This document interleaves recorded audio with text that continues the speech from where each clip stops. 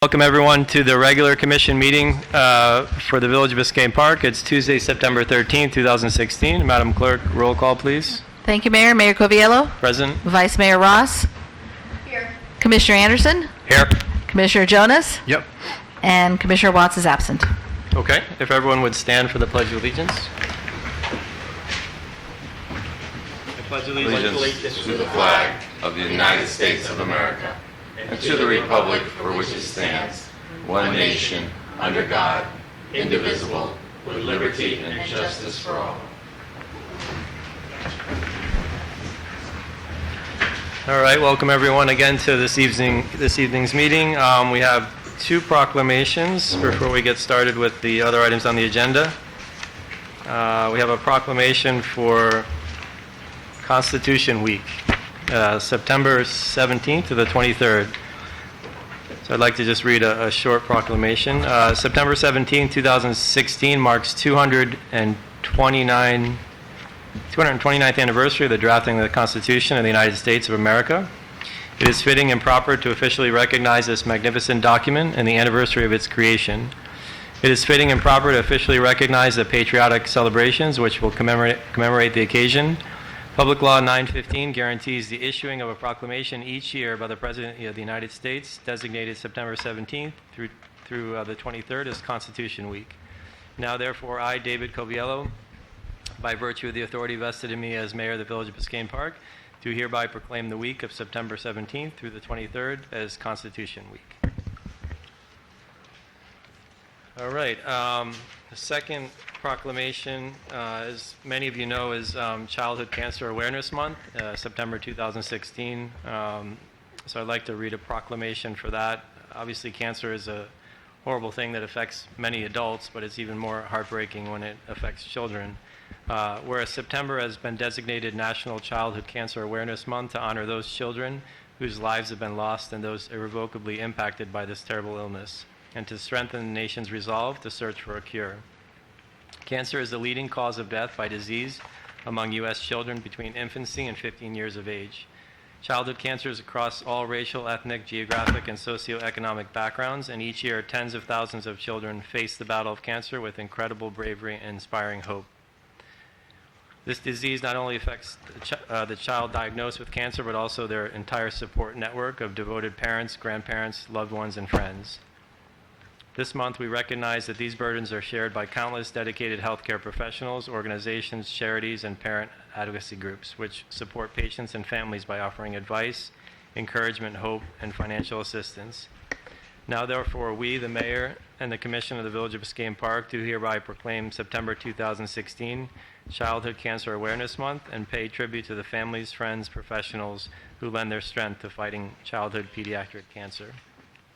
And on another note, I noticed that the mayor of North Miami posted something on social media that they're having a number of blood drives around this general area for this, and I know that children in particular who are suffering from cancer need blood transfusions constantly. So for those of you that are able and willing, there are blood drives going on. So thank you.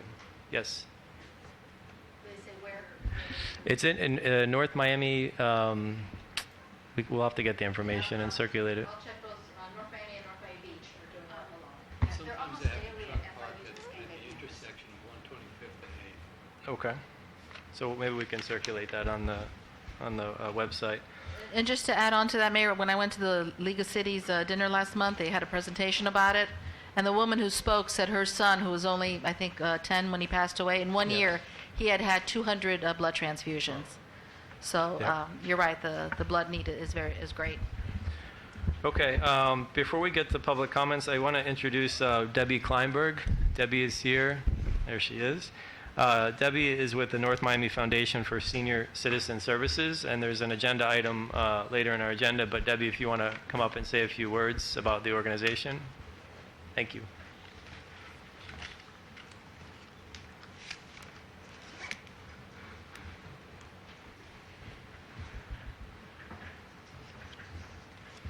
Thank you so much for inviting us here today.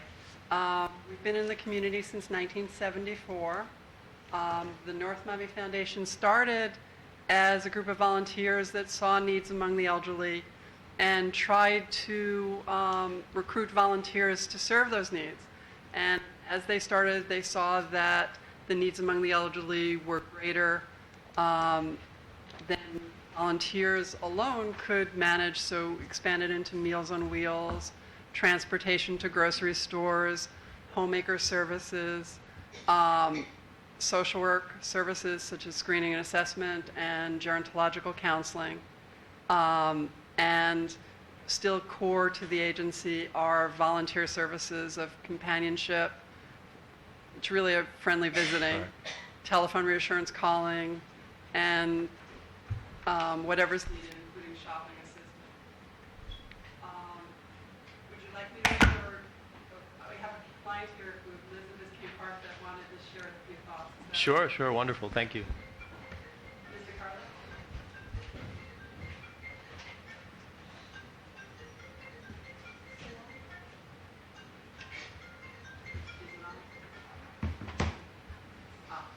Is that better? Yes. Hello, everybody. Welcome. I'm sorry, my English is not too good. That's all right. But I want to try telling everybody how lucky I am to have the foundation around to help me, and everybody that my friend going around. We are so grateful. After I lost my husband, I was alone, and I really need the help. Thank you for help. Thank you very much for my help. Great, thank you so much for being here. Appreciate that. One of the services she enjoys is the transportation to the grocery store. In addition, we're so grateful to the village for being able to use the rec center once a month for a health and wellness event. That's also been a nice opportunity, and it's accessible for any Biscayne Park resident, 60 plus years of age, and we have an exercise program and speakers, and they look forward to the event. I brought some brochures, and in case anybody would like some further information.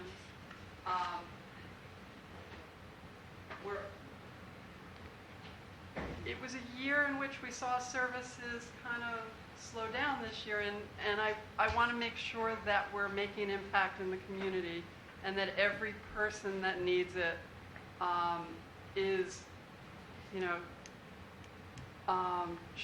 outreach to obtain the needed services. So I encourage anybody, if you have someone in mind, let us know. We'll go out and do an assessment.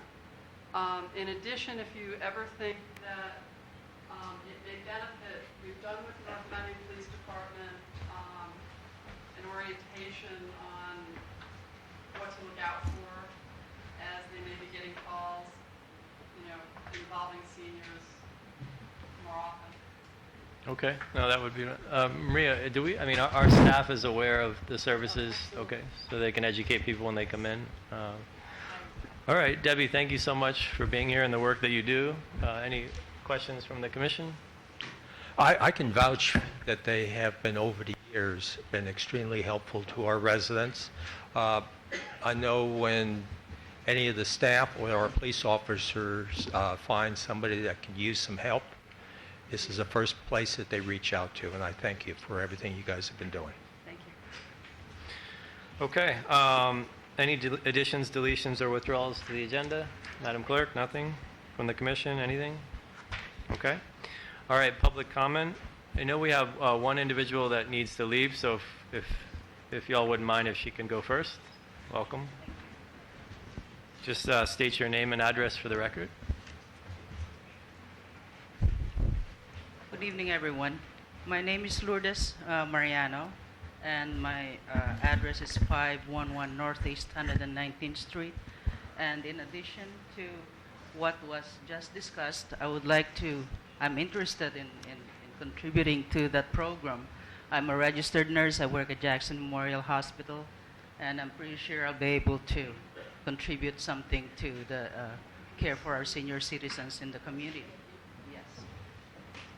Now, I came tonight because I have a dilemma with regards to the new driveway code. I already had finished doing my driveway. However, I am having trouble getting a permit to do, I think they call it the swell, which is around the property. I was told that the permit has been, they suspended issuing permit to do the swell because it is under discussion. But my concern is I already paid the contractor to do the driveway as well as the swell, and now I'm on a hold because of that rule that I just learned, that or a directive not to issue permits to do anything on the swells. So I would like to ask if, the contractor had suggested a couple of things to do, and if it's within the code of the city, to please allow me and give me a permit to finish the work. Right now, it looks like a mess on the front of my property because they started digging, and then I learned that, no, they're not issuing permits to do anything on the swells. And what the contractor suggested is what they call the turf block, which is gravel and then some designs on bricks on top of it, or grass instead of gravel. I don't know if you're familiar with what they're talking about, which is the turf block. But he sent me a picture, if I can show it to you. If that will be approved, I would like to please get a permit and have it done. Okay. All right, thank you. Madam Clerk, are you familiar with this case? Yes. Thank you. From my understanding, the original request was for gravel to do primarily. So now you've changed it to the turf block? He suggested that. Okay. Maybe, the city would like that better, which is like this. Yes, Yeah. absolutely. So I just, we'd have to go back to the code as it exists today. You were planning to do 100% of your swale in that? Yes, ma'am. So Yes. we might have to look at that language. Okay, all right, if you could, we're going to... I'm in a corner property, so it's like a big area. It's a big area. Okay, all right, so you can work with staff. We're going to be discussing the ordinance tonight and hopefully finalizing it. Okay. So after tonight's meeting, maybe you can set up a meeting and meet with Maria to resolve it. Great. Okay? Thank you very much. Okay, no, thank you. All right, any other public comment?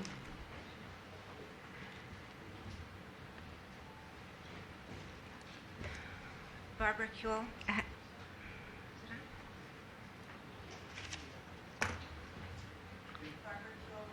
11th Street. It is. It's on. It's on. Okay. I also had comments about the proposed code changes. The driveway improvements, I assume you're going to vote and probably keep what you have and then turn it over to the attorney. And again, for the umpteenth time, I'm going to object to the process. You had workshops. The workshops happened over a year ago, and the workshops had a consensus. It was between Park and Parkways and Code Review Board. It went to the commission, and the commission changed things like what this woman was speaking about. I know she's talking about 100%.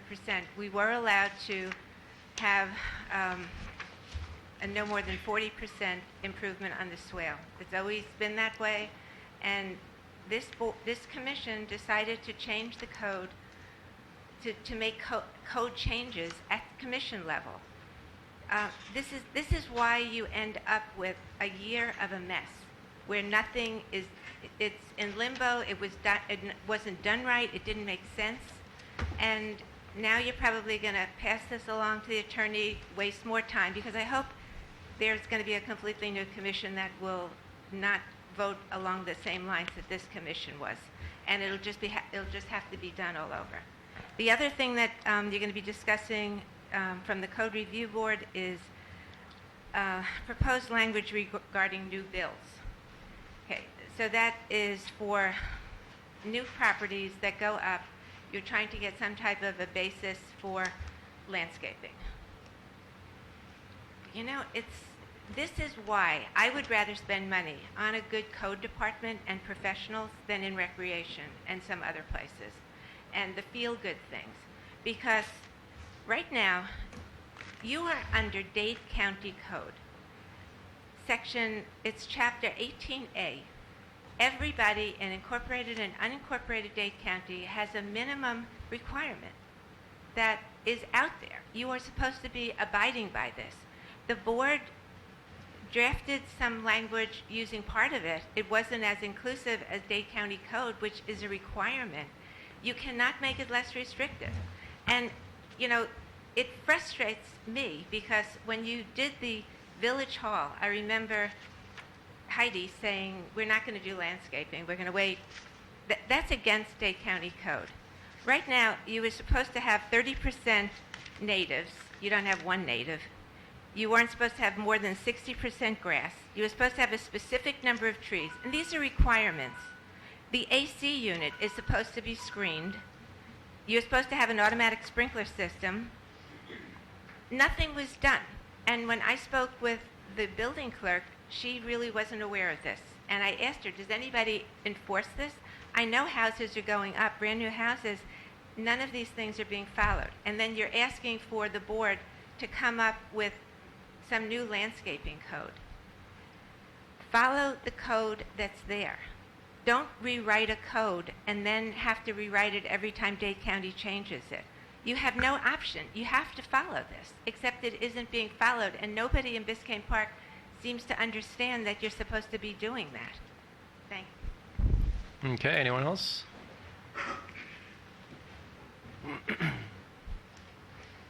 Gary Kuhls, 111th Street. I know that Barbara's criticized me for the poor job we did in writing that code. She is right. I mean, we shouldn't be rewriting the county codes, but they should be adapted, and we should have that information in Village Hall.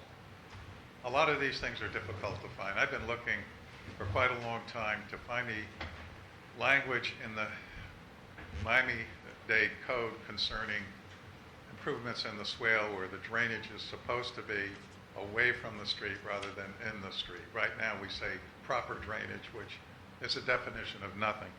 But anyway, what I really wanted to say is we're bringing on board somebody who has had considerable experience with codes in several municipalities. That's her specialty. I would strongly suggest, that you simply table these two items until Sharon is on board and let her work through this. She needs to become familiar with the community. She needs to hear different people talk. This is her area of expertise. And we all, myself included, since I was code review, have not done this job well. Thank you. Okay, anyone else?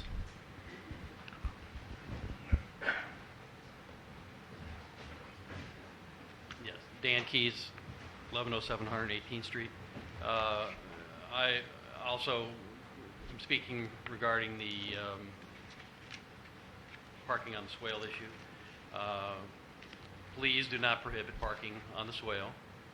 Please do not prohibit an appropriate improvement of the swale for the purpose of parking. 40% improvement seems to be a reasonable midpoint for that. The swale in front of my house and in front of everybody's house is granted public property, but it's there for public use. And therefore, the swale across the street from my house is for public use as well.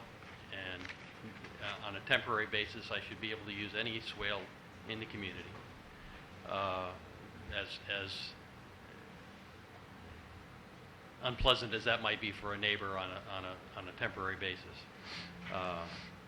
You're taking what I feel is my right of way associated with my property. So please don't do that. All right, anyone else?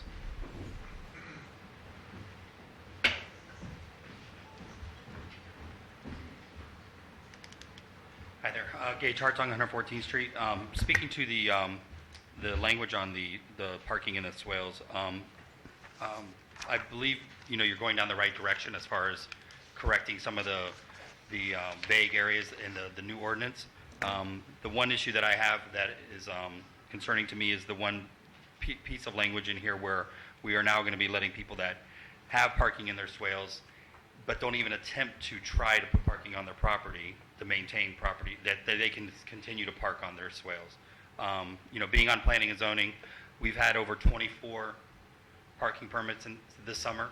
So I think this ordinance is working. It's getting people. We get a lot of duplexes coming in. We're working with them to provide the parking off the right of way. Again, I think you're going the right direction, except for the one part where we're kind of grandfathering in people that are not even attempting to park on their own property or attempting to build a parking on their own property. Okay. Anyone else?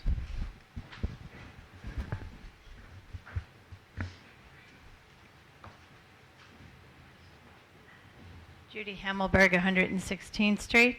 I've lived in the park for over 20 years. I've been a member of the Civic Club. I've been president of the Civic Club. I've run a multitude of Meet the Candidates forums for our community. After I was erroneously turned away at the polls, I decided to work the polls to make sure that people in this community had the opportunity to vote. When I discovered deplorable conditions in the old Public Works compound, I fought with the commission to improve the conditions. I served as a member of the committee that drew up the plans for the Public Works building.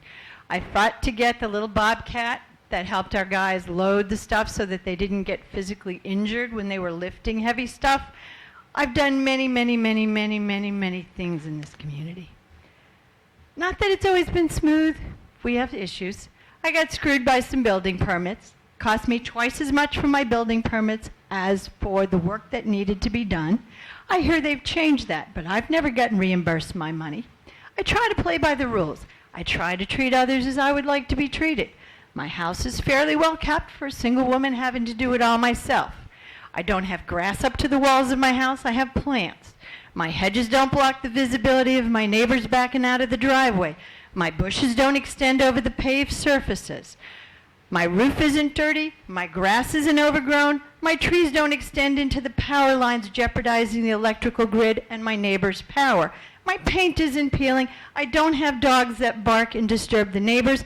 My cats are mainly indoors unless Bobo escapes. Last Saturday I was out, and while I was out, a friend came by. When I wasn't there, he took a few minutes to pick up some palm fronds and a handful of weeds and put them out at the curb for me. When I got home at 10 p.m., I had a big white sign, citation, $25 violation with bright green tape all over my front door. 2 palm fronds and a handful of weeds that I didn't even pull got me a $25 citation. What happened to courtesy notices? If you want people to plant and upkeep their property and have it look nice, you got to be nice about it. Okay? I plant, I maintain my plants, at least the ones that live. Should I let them all die and have nothing but grass so there's no waste, no fees to pay, and no interaction with the code officer? I don't agree with the citation. I didn't put the trash out, yet yes, it was on my property. I can't drag things around because I've had a back injury. This is why my friend came by very nicely trying to help me. So must I tell people not to help me? Or should I just dump my yard trash in the backyard behind the 2 fences, between the 2 fences, and let them compost on their own where rodents will be harbored? I don't like it. I don't think it's right. I don't think it's fair. I don't think this is the way we should be treating people. And if you're treating me this way, how are you treating a newcomer? Is this the image we want to give a new person in town? Should the new folks in our town think that we're mean and unforgiving? Should they think that if they make a mistake, that they're going to get their door plastered with green tape and white signs to tell them? Should they think they made a mistake to move here? What happened to courtesy, and what happened to courtesy notices for a first offense? I agree that things in this village need to be cleaned up. Personally, I put that at fault of our code enforcement officer. But, however it is, I think this is a disgusting way to treat people, and there must be a better way. Okay. All right. Anyone else? Seeing none, no, Mac? Kennedy, Northeast 11th Place. When you're discussing the driveways, I just ask you to consider swale development as a last resort. I'd like there to be every other option fully explored on a case-by-case basis for houses before the swales are touched. I think swales should remain untouched whenever possible. Thanks. Okay, thank you. Anyone else? Last call? All right. We'll close the public comment period. Any responses from the commission, staff? Vice Mayor Ross? I guess question with the last, next to the last speaker. My understanding is that there's a process once you receive that civil citation, and I'm just asking the attorney or the manager to maybe go through that for us. Wait. All right, so you want to go through that just briefly? You can request to appeal that, and if so, it goes to the code enforcement board. And there's no cost for that, correct? Unless you're found guilty? Unless you're found guilty, liable of it, yeah. Okay. Okay. Go ahead. No, you're sure. Maria, correct me if I'm wrong, or Commission, correct me if I'm wrong, but I thought when we were discussing this, because I was upset about that, and I said people are going to get angry if we don't have a courtesy notice. And I was told that this is for the repeat offenders that always put the trash out on the wrong day or never mow their lawns, and as soon as it's fixed. And that I was told that, don't worry, Barbara, it will be at the discretion of the code officer, and if it's not one of these repeat offenders, that the person wouldn't be cited with a $25 fine. Okay. Is that correct? Madam Manager, Clerk? That's what I was told. I do recall that was brought up, but throughout the conversation we mentioned there's no way that the code officer can maintain a database of who has done it before. We have 1,298 properties here. That is why when they get the citation, they are told to pay by a certain date or ask to go before the board to state your case. Well, I think I was misled, and I think it is unfair to the residents, such as Judy, to have to spend the time to go to contest the case when it's just an isolated event. So perhaps the next commission will consider it. Okay. Information, updates, financials. Mayor, provided for you is the 10-month financials for the period ending July 31st, 2016. For our general fund, our revenues, 96% have come in, and for our expenditures, 83% have been made, and this is through July 31st, 2016. I've also provided each of you an update on the status of the audit. We look to have the auditors do their on-site work starting next week, and we'll continue the process. Okay, questions, comments from the commission? Yes. Okay. Okay, so I know I bring this up every month when we go through the financials, that the expenditures that are shown here at 83% do not include those expenditures in the capital improvement fund where we know that there is an overage. And if those expenditures were accounted for here, we would be well above the 83% level. It's really difficult for us, or for me at least, to consider the budget for the next year, knowing that the audit is still not closed, consider the audit for the budget for the next year, knowing that certain transfers, interfund transfers aren't made, so I'm not sure that these numbers are accurate as far as our current year expenditures. And in looking at these reports, if you turn to the second page of item 7A, where it has the individual funds, at the top on the road fund, it says 2015-16 amended budget. I don't think I missed a commission meeting, but as far as I know, we didn't amend the budget for 2015-16. It's just the title on the report. Okay, so there is no amended budget. Correct. This is the original amount. Yes. When you look at the road, that same road fund page, there's a charge for services, $23,173, that has yet to be transferred over. And I believe that's coming from the sanitation fund. It's sort of an impact fee that comes from the sanitation fund into the road fund. Until we do those transfers or have an idea of what they are, we're not going to know what the bottom numbers are. The bottom numbers are going to be off. Looking at the next page, which is CITT transportation.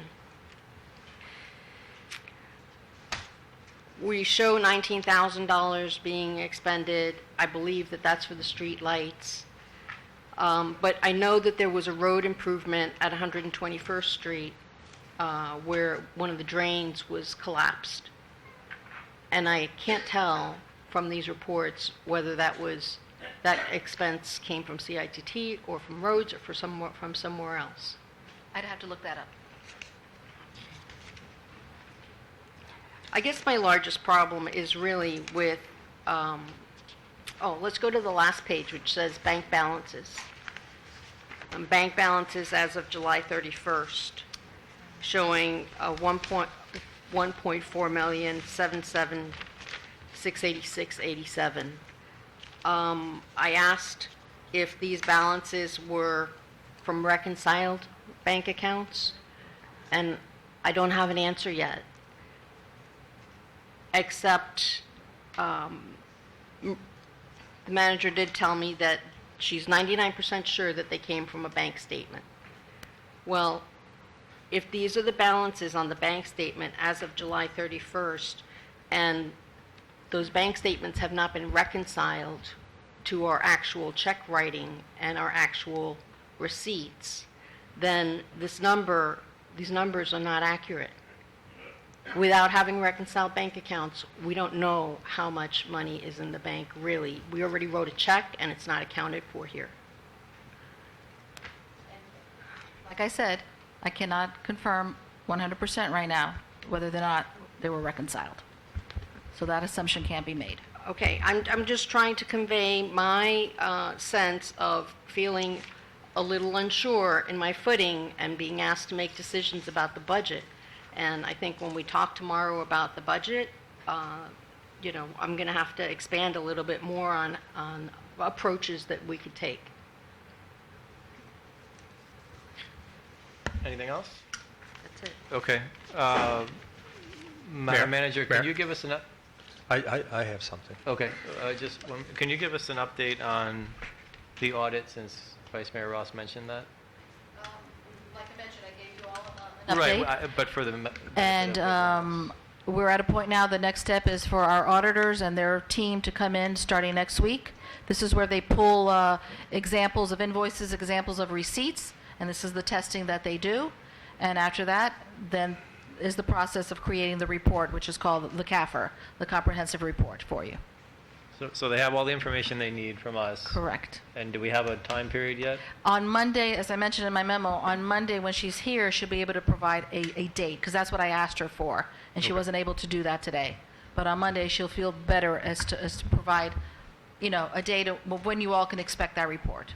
Okay. Commissioner Anderson? Yes, I agree with Commissioner Ross. I am very uncomfortable of not having the audit finished before we're doing our budget. But I'm looking at that our interim clerk is scrambling trying to get this done. And this is a fallout that we're all suffering from the oversight of the previous manager that we had here. So I don't like it, but it is what it is, and that manager is no longer here, and our interim manager is doing a good job scrambling to get all the stuff together for us. Okay. One more thing, because I want to be clear about this. I think that Maria Camara has done an outstanding job as serving as our interim manager and our clerk and our general CFO manager of the village. And my comments really are no reflection on her. She's dealing with a lot of challenges and being shorthanded. Actually, if I would have to lay blame somewhere, it has to be at this dais, because I have, again and again, tried to convince my colleagues that we need to have appropriate staffing, particularly in the finance department, and that, in my mind, is the most important department in our village, because without it, we can't do anything else. So, no fault on Maria. You're doing a great job. Commission, shame on you for not giving her the better tools to do it. Okay. Anything else? Well, I just have a little quibble, because we did hire, as Commissioner Ross suggested, a company to do oversight on our financials for months and months, and they apparently did nothing because they just said everything was hunky-dory. And then we have this problem. So we threw money away at these companies that just said, when they came in, and I asked them about certain things, they didn't say anything about the overages or had no problems whatsoever with the way the financials are run. So I don't know who we could hire, because that firm was a well-established firm. We thought that we were paying for a good service, and we got squat. And come to All right, find look, out, they were never given any reports to the city of what they were doing. Yeah, I mean, it's not going to do any good us arguing back and forth as to what happened and whether we should have had a better company or more support. The situation is as it stands today, and we need to fix it, and we're going in that direction. So I don't think it's worth wasting time arguing about whose fault it is, or pointing fingers, as some people have done. So, all right, so consent agenda. Make a motion to accept the consent agenda. Okay, motion by Commissioner Anderson. Is there a second? Second. Second by Commissioner Watts. All in favor? Aye. Aye. Motion carries. All right. We will go to old business, item 11A. And Debbie, just to be clear, the item that you were here for just passed, so thank you. Okay, item 11A, Madam Manager. Refer this to John Hearn. All right. Thank you, Madam Manager. I have a memorandum which walks through our last meeting, which was actually on this was July 12th. It was scheduled to be heard in August, but the Commission did not get to. So what the Commission did on July 12th, I think, was very in a very logical and straightforward manner, walked through and came up with 5 decisions on what they wanted the ordinance to be brought back as. So there were 5 motions that this Commission approved at that July 12th meeting. I'll walk through them just to remind everybody. One was that existing swales, whether or not permitted, and which are currently used for parking and are properly maintained, may remain unless their deterioration is 50% or greater, at which time then that would have to come up to code. The second one is that no new improvement of the swale area will be allowed except for the necessary driveway approach. Third one, if the swale is currently used for parking and is properly maintained and there is no parking provided on the property, the resident will not be required to provide for parking on the property. The fourth one was ribbon driveways are allowed as long as they are properly maintained and a driveway approach connects the ribbon driveway to the road. Then what was put in was a special exception because of the uniqueness of so many properties that have been discussed by this Commission and by the residences, that if it's not possible to install a driveway on the property due to the uniqueness of the property or extraordinary circumstances related to the property owner can apply for a special exception. The village manager would make the initial recommendation to submit the variance request to the planning board. So the request would go to the planning board if applied, and the manager would give a recommendation. The planning board would then make that decision, and if the resident wanted to appeal it, the appeal would be brought before the village commission. So those were the 5 motions, and based on the 5 motions, there has been changes to 5.6.1. To reflect those changes, which are 4 of the motions are in there, and then 5.7 is a new section, and that is your special exception from off-street parking requirements, which walks through the 3 criteria that must be met. And I very briefly, I can go through those.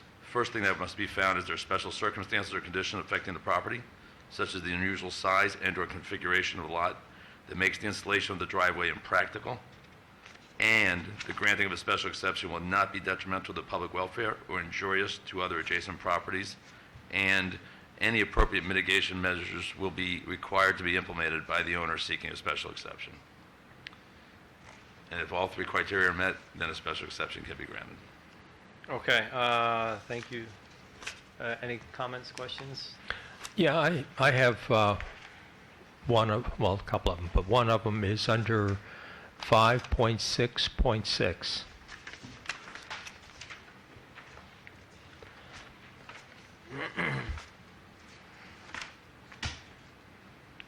It says existing non-conforming minimum off-street parking requirements. The number of off-street parking requirements, parking spaces existing on property at the time of the adoption of this code.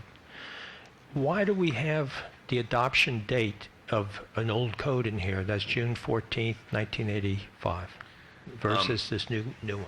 This is not new language. Okay, so that would be This is language that's been in the code for right. some time. I think it was June of '85 Right. when that was made. Would there be a problem of changing that to this current one? Would that cause a problem? Because people have, since that date, Yeah, it should. people have changed things, and I rather have it, current. It should be the current. The current. Well, the current, I guess it should be the date that this ordinance gets passed. Right? Well- Everything else is grandfathered. That's what I was saying. well, we do have something for this ordinance specifically. But if this is part of the ordinance, I think that would be confusing to everybody because it's explaining about non-conforming. Okay. I mean, would it was an additional exception for people, and at this point, 1985, there may be none remaining. So we could easily take Correct. that out because it's already existing in the new language. Okay. Okay. Okay. All right. Well, and let me just, and by the way, we all know this is not even first reading of the ordinance yet. But when I bring it back, so I will look at that, and if that does appear to make sense, we'll take it out. Oh, okay. Commissioner Anderson, other comments? You can pass me. Well, one of them is under number 5, where the date of when this the amount of time that people have to comply with this new ordinance whenever it gets passed. Right. We've left that blank. Is that what you're talking about? Right. Yeah. That needs to be determined, and I That's suggest that might page be 2. determined as you move forward. It's under page 2, and I'd like to put forward that from the date that this gets passed for 4 months, because people knew that this was coming down the pike from our ordinance that we have now that is sort of on hold for a year. So people knew about this for a year. And to me, to go ahead and reach out for a longer period of time, I think it's just people would just been procrastinating to do nothing. And putting a driveway in. We had.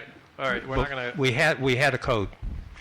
Up until just recently, we put it on hold. All the way up until then, it was a code on the books. Wait, guys, come on. Okay, We're I'm not gonna going to talk back and forth here. All right. Okay, so I believe 4 months is an adequate period of time. Okay. All right. That's from the date of adoption. Okay, Commissioner Watts and then Vice Mayor Ross. First off, I want to say I agree with, I agree with Robert Kuhl that we should Ed Gary Kuhl, that we should put this off, even though we might make changes, and wait for our new village manager to see. And I think that since we do have in the budget some money for professionals to start to rewrite our code, that it might behoove us to wait for final decision until that should happen. Now, I have an issue with 5.61A1. What page number is that? Page 1, under off-street parking. Okay, I'm assuming that this point one, it means that it's excluding the swale. It says, "All residential properties other than those currently utilizing the swale for all required parking are required to have a driveway using approved parking materials. The driveway area shall be limited to no more than 40% of the front yard and may be of pervious or impervious material. The remaining 60% of the front yard must be landscaped consistent with the village code." All right. So what it says, the way I'm reading it, that the driveway can only be up to 40%, and that does not include the swale. Correct? It's their front yard. Okay. Now consider a front yard is that the front yard that is the entire front yard? What if a house on the corner has a bump out fence that takes up 20% of the front yard? Should the driveway still be 40% of the existing front yard without not including the part that is no longer the front yard but is enclosed by the fence?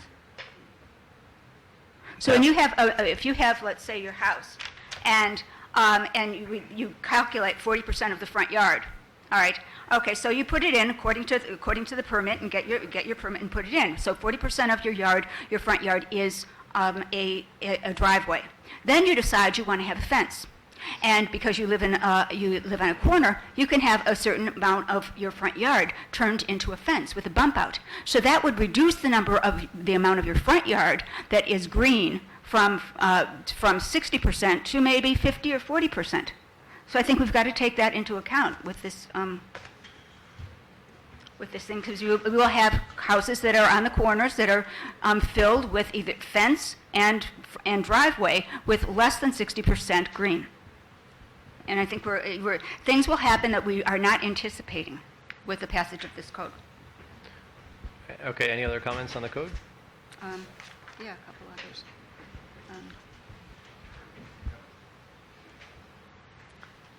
And then if people want to apply for an exemption, will they have to pay a processing fee, or will be for free? That And a needs to be variance. determined. Yeah, and a variance? Okay, anything else? Mm-hmm. That's a different variance. Okay, how with the sides? Okay. Has to be determined. Okay. There are a couple of others, but I know that it doesn't matter. I'm sorry? Never mind. Okay. Vice Mayor Ross?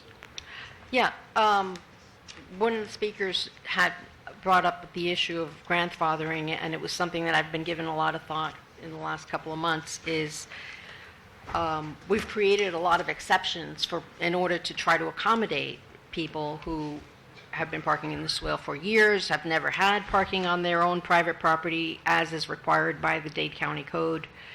And once we say those properties are grandfathered, do we intend for that to be forever?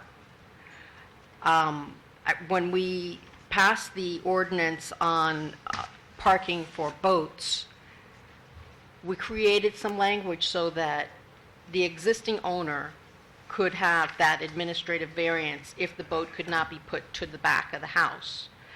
But at the time of the sale, that special privilege lapsed. And so I was wondering if we could incorporate something like that with this situation, where we're giving a pass for the current owner to as an accommodation, so that they don't have to put in the driveway if they have some kind of parking surface, even though it doesn't meet what we are planning and what we're going to set as a standard. And then can we put in language so that that pass lapses at the time of the sale of the house? It was a non-conforming, the property was not in conformance with the standard, and the new property owner would have to bring it up to the current standard. What standard are you referring to? Because there is the 50% rule that we incorporated here, correct? With respect to the swale. So are you talking about the swale improvements or some other standard? We say that if there's a parking surface in the swale and no parking at all on the property, that those properties will be allowed to continue to park exclusively in the swale, and they will not be required to park on private property. Right, so long as they maintain the swale. So long as they maintain the swale. Now, when that house gets sold, I would like to see us, because I thought the whole movement was to try to get people to park their property, to keep their property on their property, and not on the public right-of-way. I just think you're going to get I think it's taking it a little bit too far, because you're going to have a sale of a property, and you're going to have a buyer come in, welcome to the neighborhood, they're not familiar with our code yet, and all of a sudden, they're handed with a violation that says you need to. No, we're not going into a violation situation. What will happen Well, is they're effectively in what will happen non-compliance. What will happen is that, yeah, the property, not the person, because people people have nothing to do with compliance. It's the property that is in compliance or out of compliance.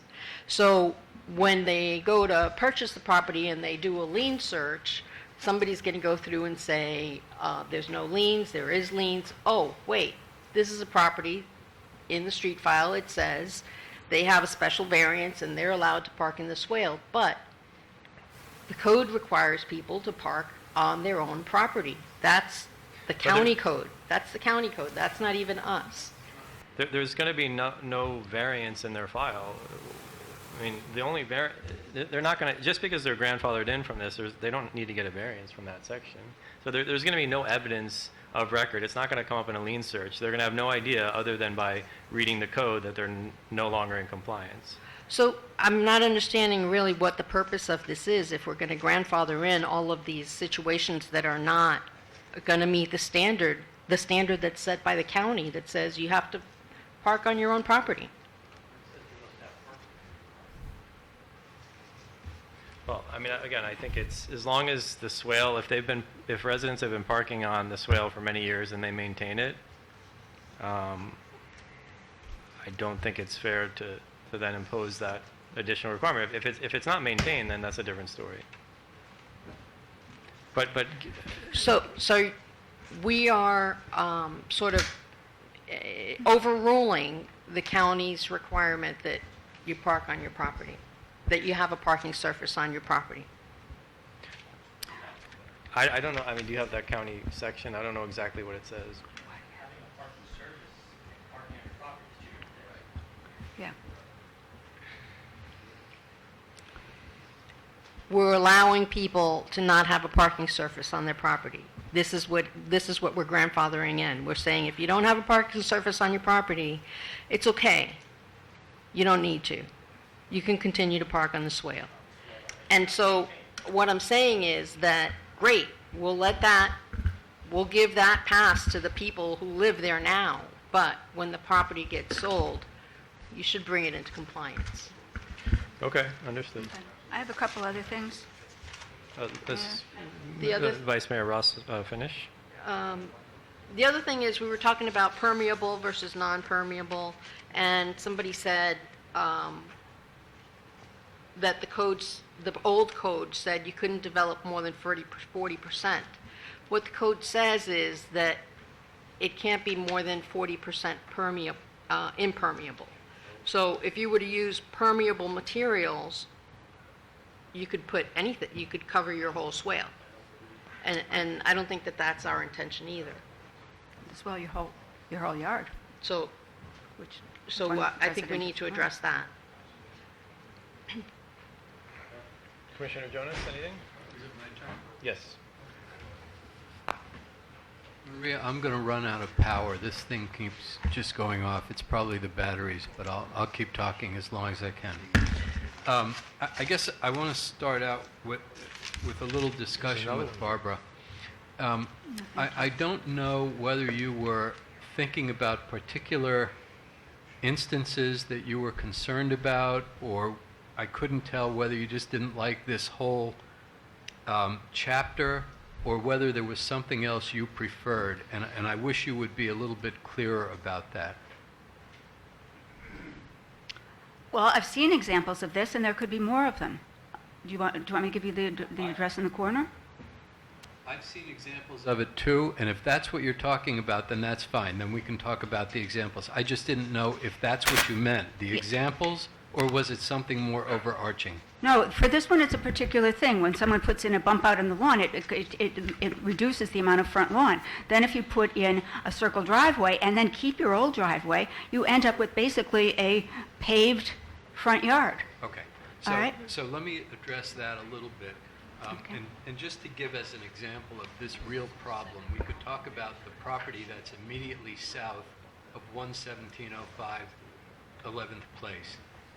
That is, it's a duplex, and they have just put in turf block that looks to me to cover, I don't know, 60% maybe of the front. You think it's less than that, Maria?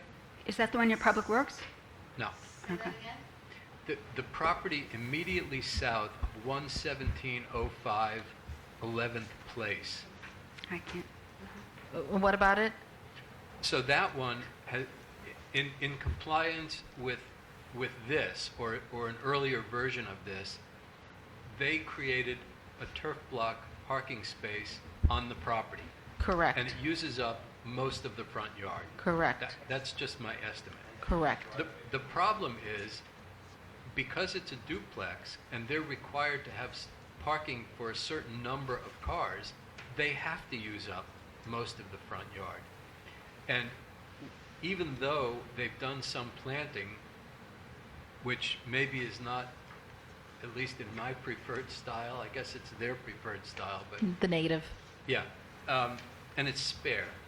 But the point is, it becomes impossible with situations like that for us to impose the parking requirement that most of us want to impose and also keep enough greenery. It's just not possible to do it. And they weren't wrong to do what they did. They were complying. They were able to put parking in the front yard, and they did it.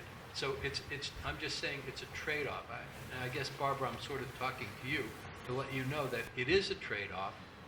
And if you wanted to preserve the sense of greenery as much as possible, then what it compromises is getting people to park on their property. Mm-hmm. But we had already sort of said, I thought we did, that that's what we wanted. And so I will then move to the point Rox was making, with which I agree, by the way, except maybe I'm a little bit more extreme about it, which is this motion number 3, the one about being willing to grandfather people parking on the swale, if that's all they've been doing, to me that sort of defeats every purpose we have. It's not consistent with the old code, which admittedly we did not follow or impose on people, but it's the code.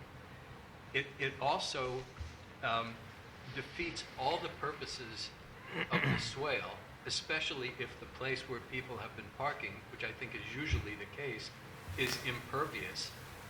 And I myself think it's a big mistake. Even if we grandfathered it temporarily, even if it was only until the next owner, I think this is not the position we should take. I think we should really insist upon what we said, which is parking on the property unless it's physically impossible, like the woman who came in here and said she had 2 septic tanks because it was a duplex and she couldn't. All right, so that one is not possible. But wherever it's possible, that's what I wish we should impose on people. Now, having said that, I will also note, and Bob, I'm sorry to disagree with you a little bit about this, but I will note that there are people who agree with this approach. They think it's the right thing for the village, and yet they themselves can't do it on a short time schedule because they can't afford it. They could afford it over a longer time, but they can't afford it over a shorter time. And I would be perfectly okay to give them more time as long as they're doing what we want them to do. So I would sort of move for that. And I guess that's all I have to say. May I respond? Yeah, just one quick thing before you respond. But Commissioner Joe said at the July meeting, we made motions and passed bullet point, what was it, 3 or 4 that you're alluding to? Yeah, number 3. Right, so Yes, we've already I just... got outvoted. I'm just hard. Okay. Okay, Yeah. Mayor? Yep. All right, one, I thought the case of duplexes is a separate issue. I thought that I had all decided that the rules for houses the rules for duplexes had to be different and figured out differently for that. So I wouldn't be referring to the issue of duplexes. On the other hand, I wanted to ask if maybe would it fall under an exception if there was a house that already had room for 2 cars on one driveway, but because of the space, because of the layout of the land, the only other place for an additional driveway would be directly in front of the living room or dining room window. In that case like that, I would much prefer to have 1 car parked on the swale and not disturbing the entire front yard. I think that looks horrible. Right, and that's precisely why we put in that exception. Okay, so I just want to see. Then 2 other things I just wanted to ask. What about some of the houses that already have gravel in the swale and in their driveways and don't have the prescribed, 4-inch borders or 6-inch borders? There's a man on 8th and 117th. I was walking the other day, and he was blowing, the gravel back. And I stopped and asked him because he didn't have a border, and I said, "Do you have the gravel out?" And he said, "Yeah, it does go out, not that much, but it does. But I take meticulous care of it." Now, are these people going to be forced to change their driveways so that they conform to this new rule with the wide bands? So that would be an additional cost for them. Just curious. Commissioner Watts, that's a current code violation. So they have to put those borders on there. That is in our code, It yes. hasn't been changed. It was passed a year ago. I thought this was what we were doing. All right, Dan. This is what the thing from a year ago that we're trying to fix. Barbara, just to address that for a second, can we have a conversation? Is that all right? Well, you can speak to the Yeah. community. Well, I'm talking to you. This is our only chance to talk to each other. This is it. We don't have any other opportunity. Thank God. So, nice enough that guy was out there brushing the gravel back in where it's supposed to go, but until the moment he did that, it was in the street. And if he didn't do it at all because he didn't care or he was lazy, then it would stay in the street. So to me, the answer is yes, we want people to have that border because we don't want gravel in the street. Okay, what if the border is not as wide as we've asked in here? We're going to change it all and ask that person to spend how much money to redo his entire driveway? I don't know, Barbara. There are rules, and the rules are there to create a certain result. And if the rule we need to create that result is X number of inches, then yes, that's what he has to do. Okay. We're looking for gravel to be in wherever it is and not in the street. Okay, one other question. Mulch is an accepted surface, right, for the swale? It was before, if it's not changed. No, mulch No, is it's no not. longer. No. Mulch is not. Okay, right. Okay, but you could have mulch in the swale or you could have grass in the swale. That's what Reggie told my neighbors. He could only have grass or mulch. He couldn't have gravel. Or he could have gravel, not in the swale. Right. Yeah, So you can't. I don't believe you're allowed to have mulch No, concrete paver, as brick, a gravel, as a asphalt. parking surface. Right. No, but he was going to put in a driveway, and he was told that he could, instead of extending the driveway into the swale area with gravel, he was told no, he couldn't do that. The only thing he could put on the swale was grass or mulch. I just want to know if that's the case. You mean for extending his driveway out to the road? No, they couldn't do that. He wasn't allowed to do that. All right. Well, why don't No idea what those facts are. Yeah, well, instead of bringing up these cases, why don't we, there's 1 or 2 issues that we need to decide tonight, and then this needs to go to public hearing. One is the year, as Commissioner Anderson pointed out, the time frame for compliance. He suggested 4 months, so that's one issue that we need to decide. Mayor, there's one more thing I'd like to get our attorney's opinion on that Commissioner Watts brought up. On those lots that happen to have a bump out, that's where, your corner lot, where you're allowed to come beyond the front facing of your house. Is this code basically the way it's worded? Is it looking at the front, when they say front yard, is it the front yard of the dwelling, no matter where a fence is? Right. The front lawn doesn't change whether or not you have a fence on it. Correct. Yep. So Your front lawn is what your front lawn is. right. That's why I thought, but I just wanted to make sure. Take that percentage away. Okay. So that then house is not in Okay, compliance. so let's get back to the time period. Commissioner Anderson suggested 4 months from the date that this gets adopted. It still requires 2 public hearings, so that's approximately 2 months away. Any comments? concerns on that 4-month period?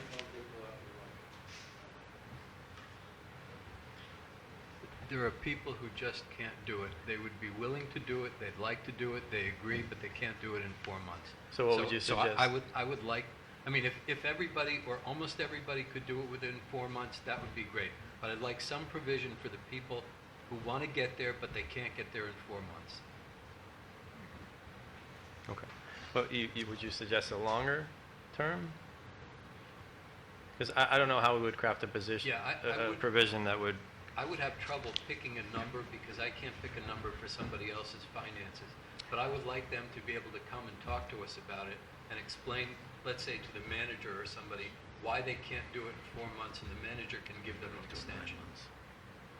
Well, I guess that could occur at the code compliance board, correct? If they were given a violation, then they can go to the code, and the code could the code compliance that. board grant them a certain Right. time to come into compliance? That would be fine too. Right, but, right. Because I don't know how else we would. No, it's too hard to, you'd have to have financial hardship proof, and now you're getting to a point that it's way too specific and complicated, frankly.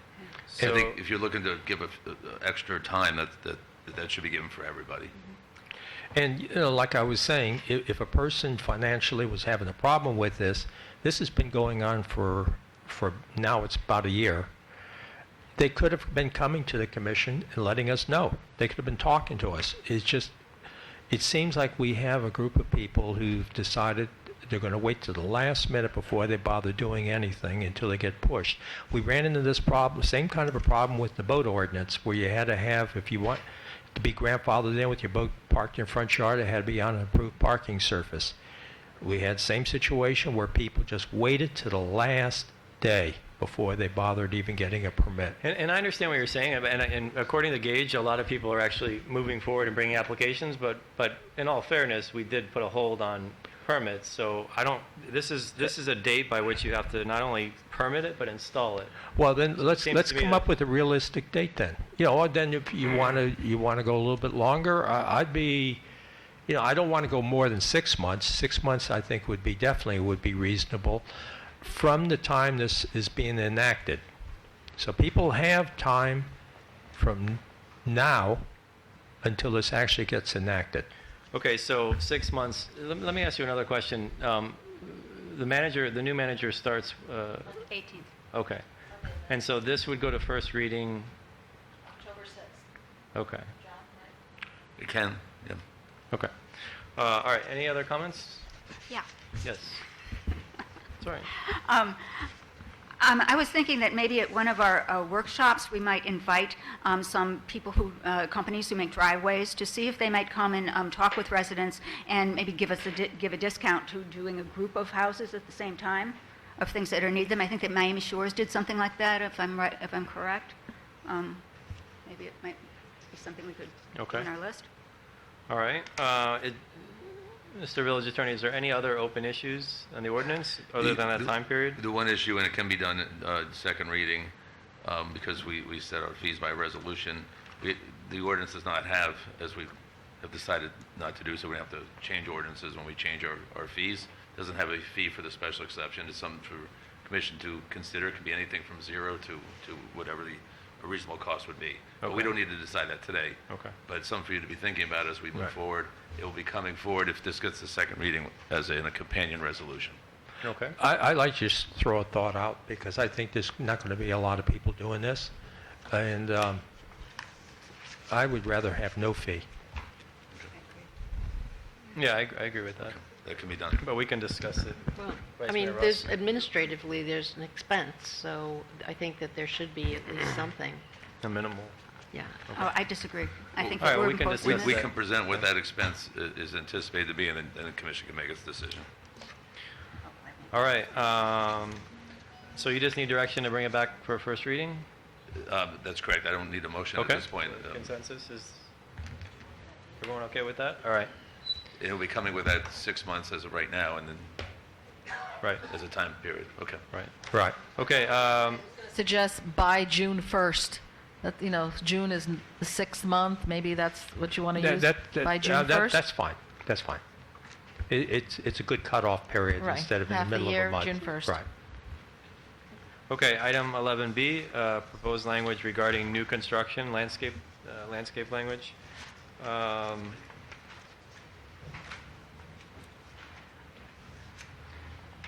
Madam Manager, did you want to introduce this item? Basically, this came before you in June. You had some discussion at that time, and you just said to roll it forward to the next meeting. And unfortunately, there was a second rollover. This was presented. These are the proposed changes from the Code Review Board, based on your direction to have them look at it. And before you is the language they proposed. Okay. And I do have Gage Hartung here, the chair of the Code Review Board, if you have any questions. Okay, great. Vice Mayor Ross? So I have a question, because I know that Dade County has a code with regard to landscaping for new construction, and I thought we were doing this because we wanted to also make that applicable for major renovation and for the driveways being installed. So that was the reason why we couldn't rely just on what the county instructs. Is that, am I not what you're understanding that properly? So what you're saying is that we wanted this because we wanted it to apply to the new driveways in addition to new construction? That was my understanding. Okay. Yeah, I thought that was how it was developed. Okay.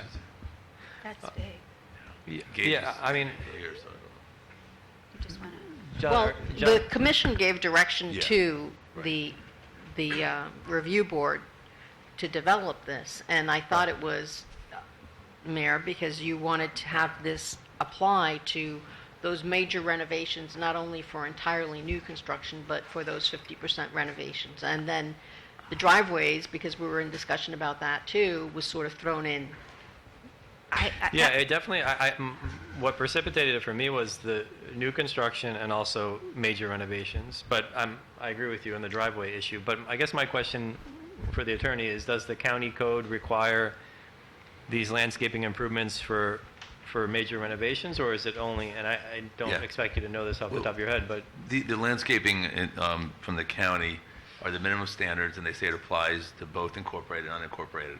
But what they have in there is a grandfathering in for existing single-family and duplex and their additions and expansions. okay. So, and I haven't been participatory in this at all, but I know that what we've done here, we're stricter as far as additions and expansions. I don't know how we are with the percentages of native and everything else. I haven't had a chance to compare those codes because I wanted to see what the commission was going to do.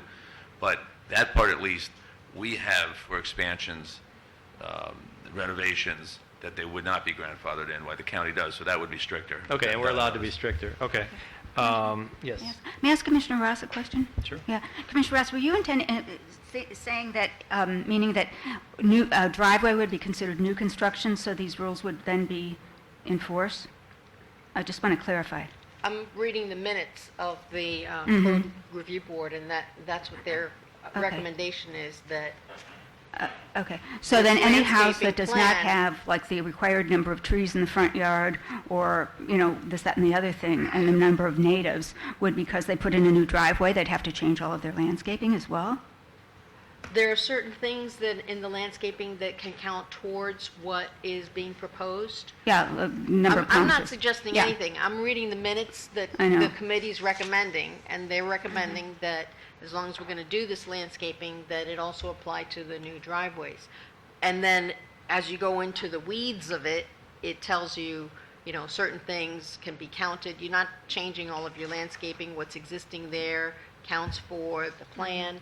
But the idea is so that there's sort of an upgrade. Yeah, I know, but I'm just thinking of the hardship that this will cause for some neighbors, like where it says at least 40% of the required landscape and a minimum of 2 tree types shall be located in the front yard area.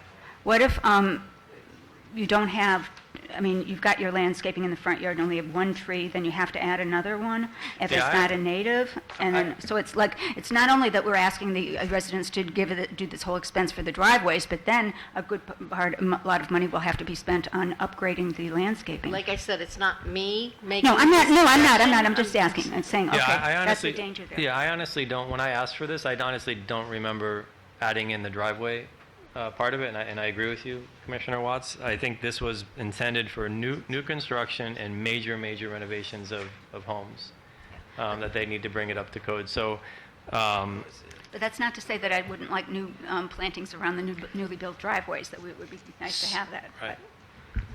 So if we're going to get into the meat of it, I think that you need to consider that. Even Miami Shores and other cities, when they do these driveways, they or development in the swale or paving of the swale, whether it's pervious or impervious, they require landscaping.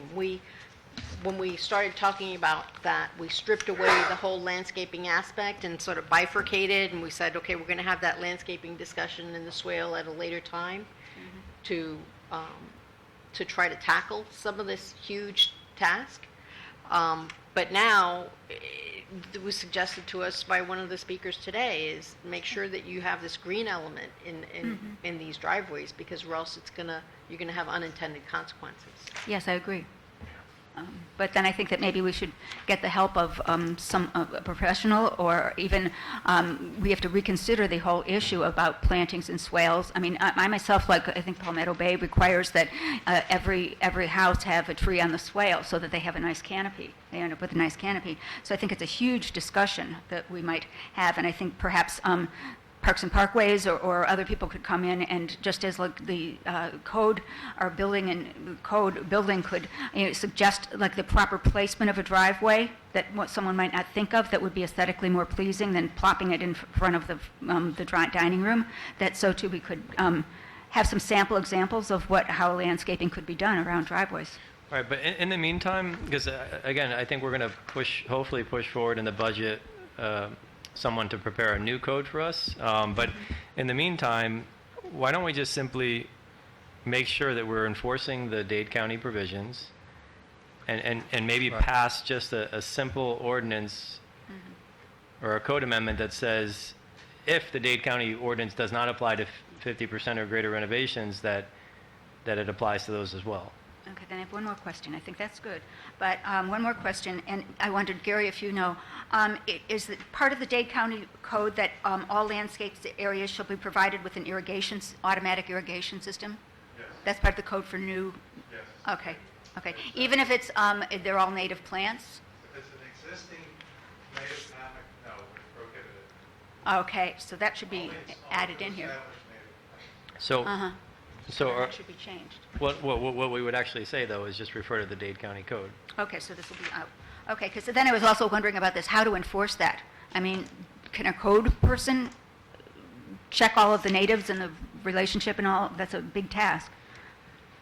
I don't think it's for code, it's for Permitting. whoever does the permitting, the inspections. Okay, so that'll be another task for our, Well, I think For we're our going to board. need to determine I'm not sure who does the inspections for a driveway currently.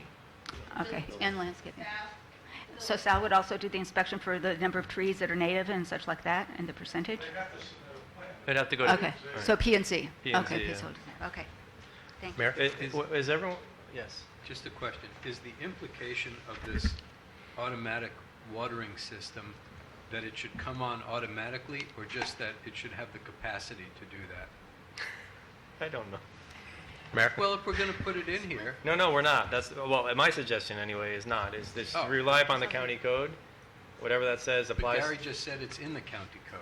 Okay, so Then it's in whatever there. it says, it says. So and then I'll come it back to my applies question. today. Is the implication that it has to come on automatically? You'll have to look at the county code, but it applies today. Yeah, I think it's just that you turn it on and it's That it could come opposed to on hosing, yeah. automatically. But we can look at that. So what the direction is to adopt the expressly specifically incorporate the Miami-Dade County Code. That's my suggestion. I don't know if And then also, everyone agrees. just as what I heard, and to renovation over 50%. Correct. Okay. Is that what the commission wants? It sounds good. I've got something else here. We have to adopt the county code. Okay. We can't Yeah. be less restrictive than that, so we have You to need adopt more that. restrictive.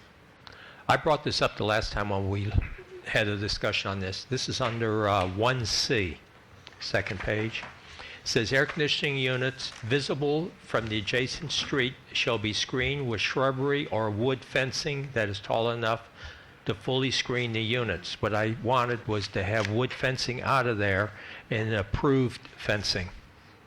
Because we're planning to put tin. Right. In other words, it should not be only shrubbery or wood. It should be able to be any kind of fencing that is approved.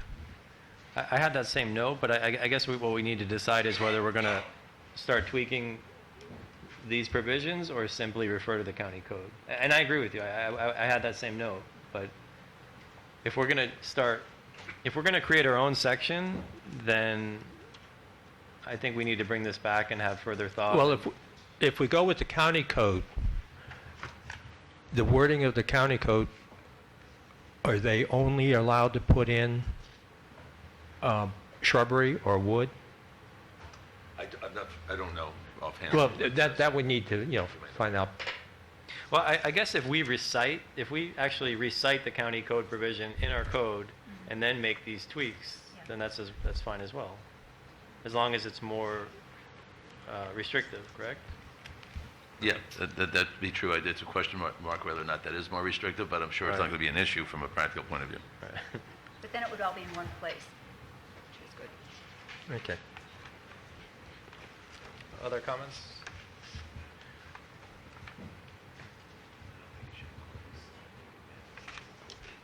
Okay, does anyone have an issue with incorporating verbatim the county with the modification of having it apply to 50% or greater renovations?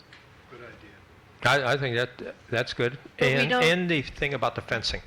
Okay, Okay. But we don't even have the county code in front of us, so we don't know what it says. but it applies anyway.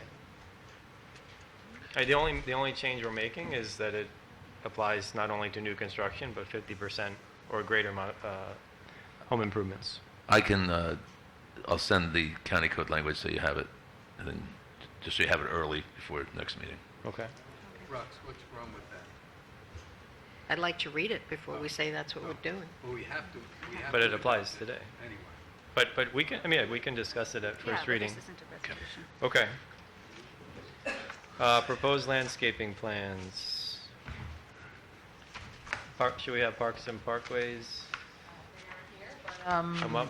The Parks and Parkway met last week, and they submitted their plans for the log cabin on the south side and also for the 4 community entry signs.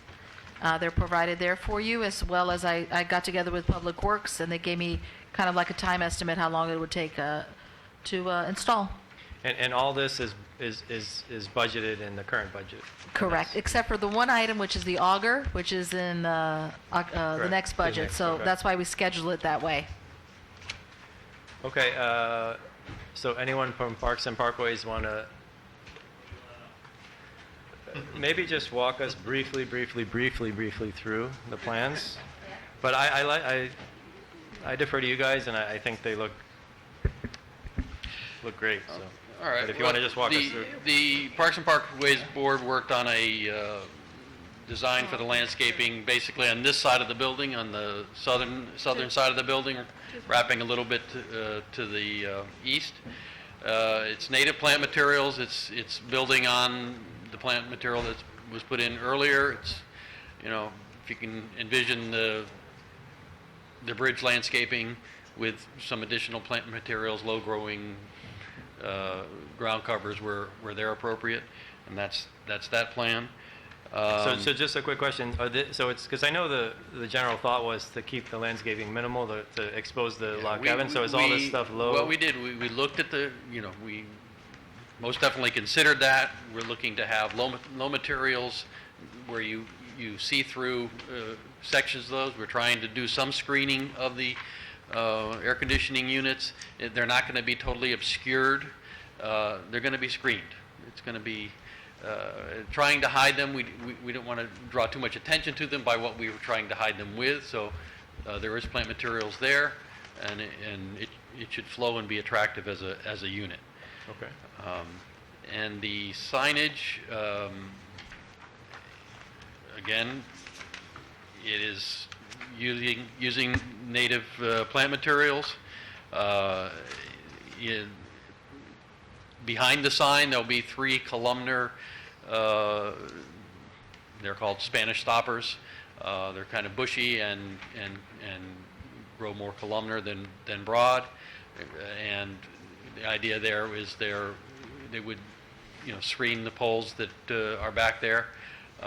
Again, not absolutely obliterating them from view, but providing some screening and a background to the sign itself, and also screening of the back of the sign as you're approaching in that direction, and low ground covers, moving down towards the edges of the median and towards the front of the sign. What color is is it white? What color is the gravel? The gravel is a gray gravel. Okay. And I have some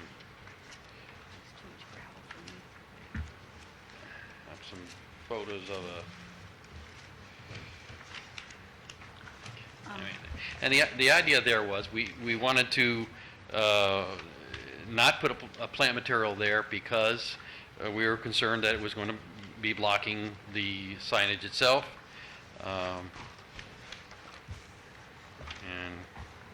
yeah. Okay. Commissioner Watts? Yeah. Dan, Yes.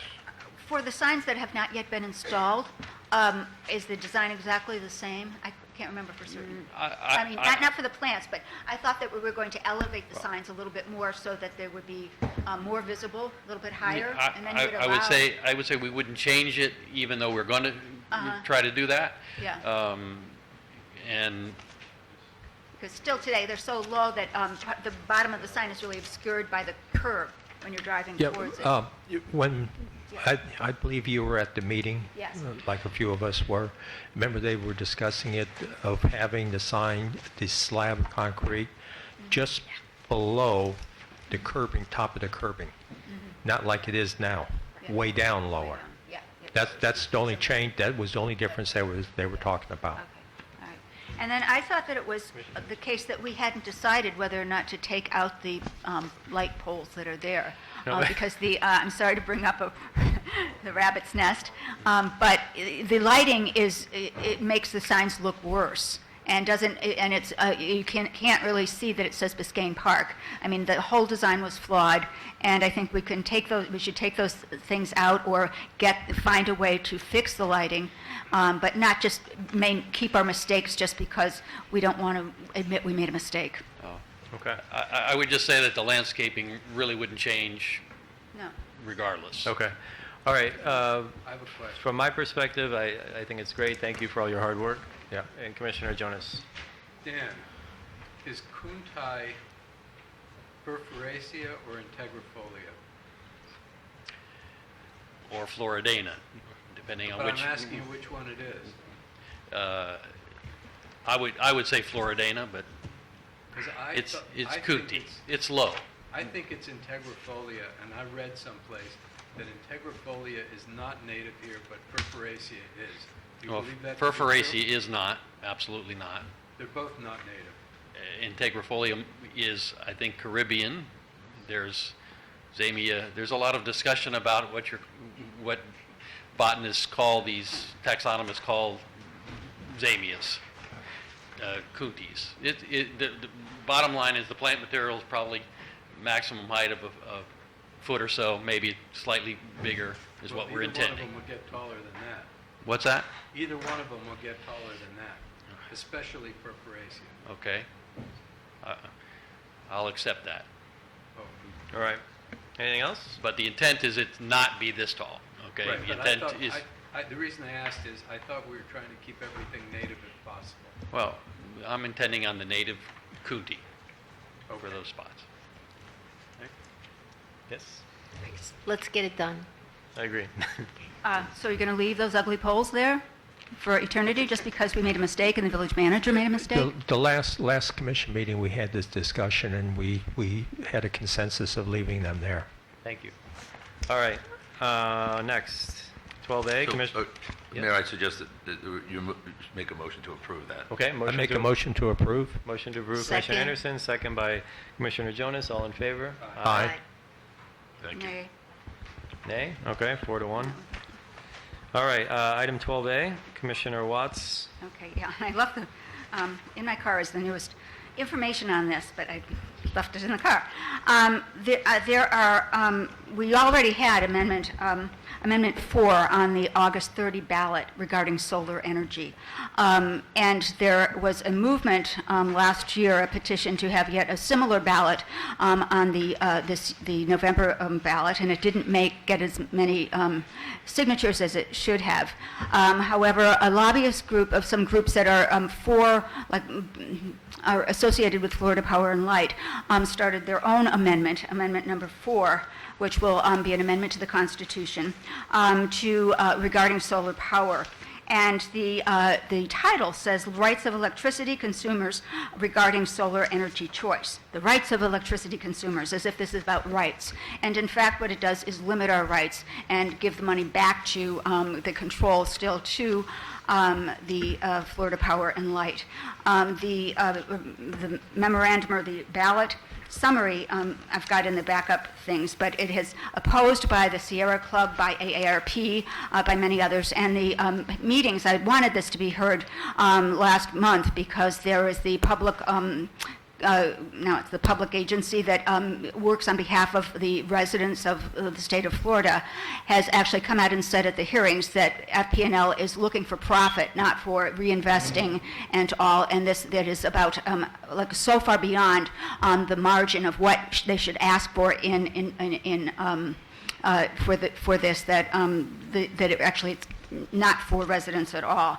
The one of the opponents, one man, David Guest and others, one said that the only people the proposed amendment would protect are utility shareholders, period. This amendment seeks to limit non-utility solar options in Florida by enshrining the status quo and providing the utilities with leverage to continue their customers. Now, when you first read it, it's just a knee-jerk reaction. You say, oh, I want solar power. And because the wording of this is disingenuous, I believe, and I thought that perhaps we could have a workshop or add it on to the day that we have the workshop with the stormwater device in October, and invite representatives, both pro and con, to discuss this so that residents are fully aware of the pros and the cons of this constitutional amendment. Mayor, instead of having a workshop on this, I think we're going. I think I would like to see is a presentation take place along with Children's Safety Day, and you're going to have a lot of parents to be there, and it can take place at the same time. It isn't tying up staff, and have a presentation on each side. And if I recall, our attorney, we can't lobby one way or the other for this. Am I correct? Yeah. Right. Well, as a commission, as a city, we can educate, not advocate. Yeah. Correct. You individually, as long as you're not using any city resources or staff, can advocate in your individual commission capacity. But as a village, we cannot advocate. We only can educate. Yeah. Well, why don't we just invite organizations if they want to have a table or... No issue at all to do that. Yeah. Okay. Yeah, that's what I was thinking. Or I was thinking actually even maybe a 5-minute presentation before the beginning of one of our meetings by representatives of the boat. Okay, I'm advocating to have it for Children's Safety Day. Okay. Is that, All right. Any issues? Yeah. Commissioner Jonas, you also didn't you write a blog post? I did. Yeah, so Commissioner Jonas wrote an excellent blog post that sort of outlines this for anyone that's interested. Okay, street signs, Commissioner Jonas. Yeah, this is an issue that Barbara Watts brought up maybe, I don't know, a couple of years ago or last year. And it was about the fact that many of the street signs in Biscayne Park used to list names of streets instead of just the street numbers. And I think it was her idea at the time, Barbara, you can certainly correct me if I get anything wrong, but that we consider maybe renaming the streets or redoing the signs and reincorporate the names either in place of the numbers or in addition to the numbers. It also turns out that there's a certain amount of scholarship about this in the real estate community that says that houses that are on streets that have names, for some reason, have higher value than houses that are on streets that have numbers. So what I was thinking is because there is at least one old map of Biscayne Park that shows some of those old names, that if the commission would agree that we could redo the signs and maybe add the names and the numbers, then maybe that would happen at some point in the future. Maybe we'd either decide to save up for it, or people who live on those streets would like to pay for the signs to rename them. So that's my request. Okay, Commissioner Jonas, thank you. Vice Mayor Ross? I think that we might even be able to use some CITT money if we make them directional signs to actually have the street sign.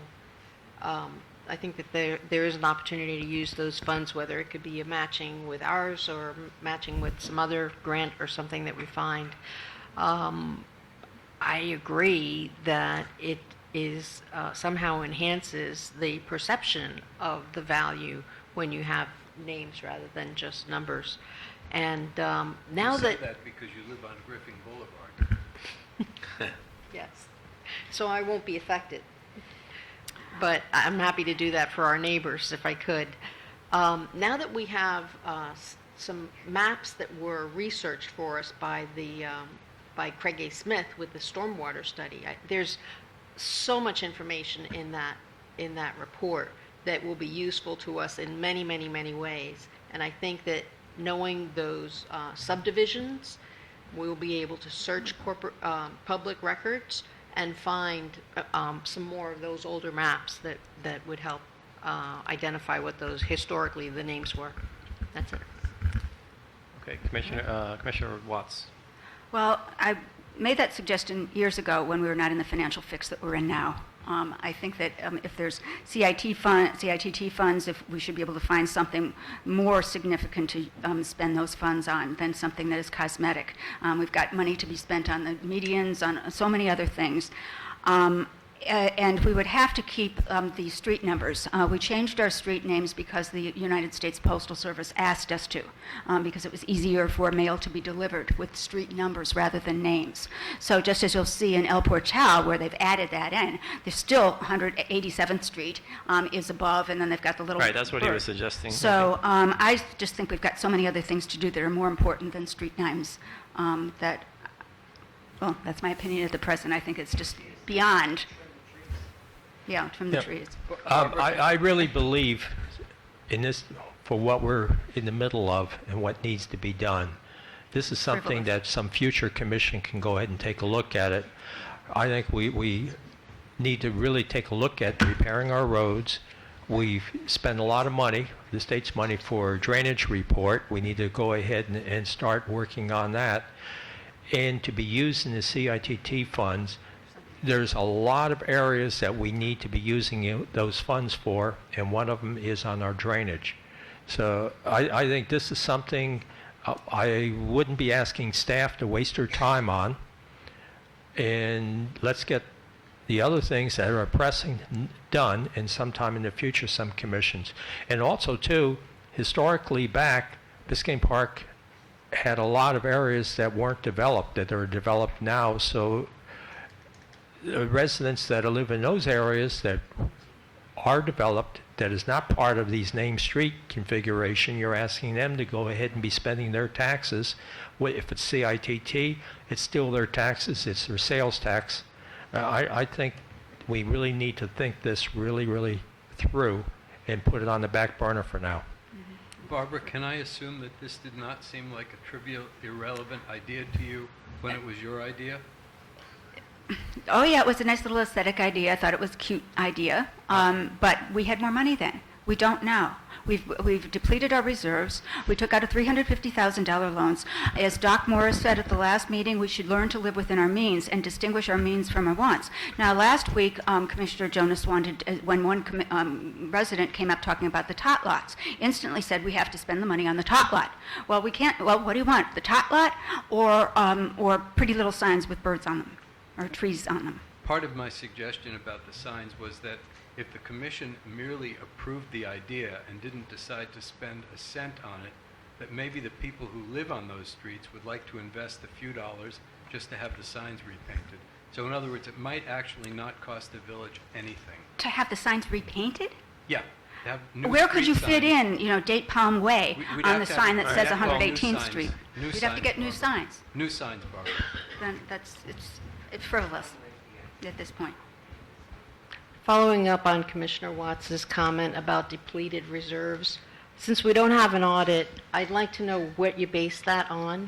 Where do you have that information? Because it's not available to me. Oh, well, I asked Maria for a sheet giving me the last 10 years of what we have in reserve, and it went down. I don't have it with me.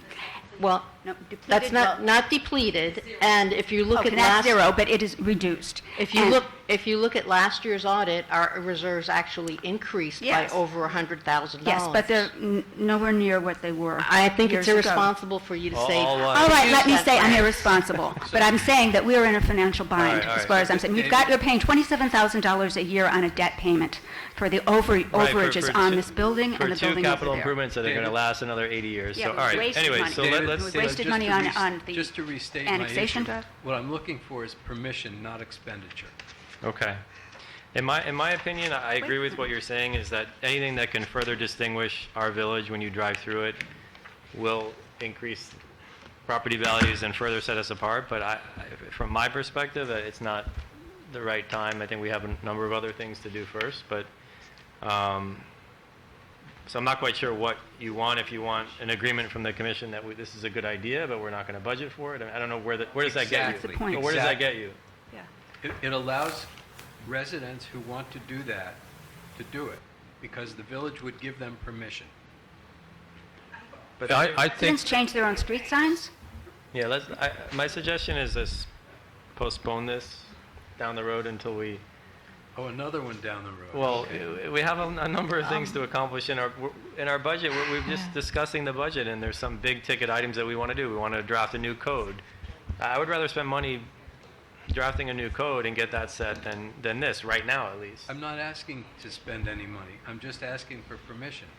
I'm looking at, how is this going to look that you get one resident or two residents decided to go ahead and change their sign, being allowed to, and you get, all of a sudden, you get these things popped up here and there around through the city. Who's going to be responsible to maintain it if it gets damaged? And, you get into all of that. It's either it all gets done or none gets done, and I Mayor? don't believe it's time to May I do make any a of it. suggestion? Yes. Commissioner Jonas, El Portal went through this. I believe it's Vice Mayor Mathis or Councilman Mathis. He'd be a great source to let you know what it cost, what they had to do, whether FDOT had to be involved, what the process was, and maybe come back with some more information to say, I can do it at no cost, I can do it, it's going to cost this much. But he did the whole thing from beginning to end. I'm Good sensing idea. Yes, the and I thought we had a direction that the resolution. wind is blowing. All right. And it's not No, I think you favorable. can continue with the idea. I would love to have that done for the village. But maybe somebody that's done it in a community that's the same as ours might give you a little bit more of a insight. Okay. All right. Yes, Good, and I good thought we idea. needed backup was required for any discussion All right. item. Come on. Thank you, Commissioner Jonas. Oh, you're more than welcome. All right. Commissioner There's Watts. Okay, one more thing. I'm getting too confused, but FPNL has applied to the Florida Public Service Commission to make a phased rate increase to its residential base plan to begin in the following year, or in 2018. According to FPNL's literature, the base rate for the first 1,000 kilowatt hours will increase from its current rate of $4,913 to $5,700. And thus, according to the PSC, the base rate proposed rate increase are as follows. In 2017, it will be 2018. It will first, it will go up from now. I can't read my own writing. It will go up from the current rate of from 5.7 to 5.9 and going up. Thus, in 2018, the residential owner will pay an additional $1,328 per month, thus an additional $159 a year. According to the Miami Herald's account of FPL's request, the base rate for the first 1,000 kilowatt hours will rise from $14.62 a month to $71.67 a month, an increase of $1,000.05 a month. Using the calculator on FPNL's website, my bill, based on my July usage of 1,176 kilowatt hours, would increase 50 cents a day, thus $15.02 a month, $180.24 annually. And I imagine this increase will be much greater for larger households. Why these increases? Money. And with Phase 3, FPNL will reap an additional $209 million. In the end, its increase will be $1,337 billion. I believe this is excessive, and so does the Office of Public Counsel, which has suggested a much more moderate rate increase. And among opponents of this rate increase are Walmart, the South Florida Hospital and Healthcare Association, and the Sierra Club.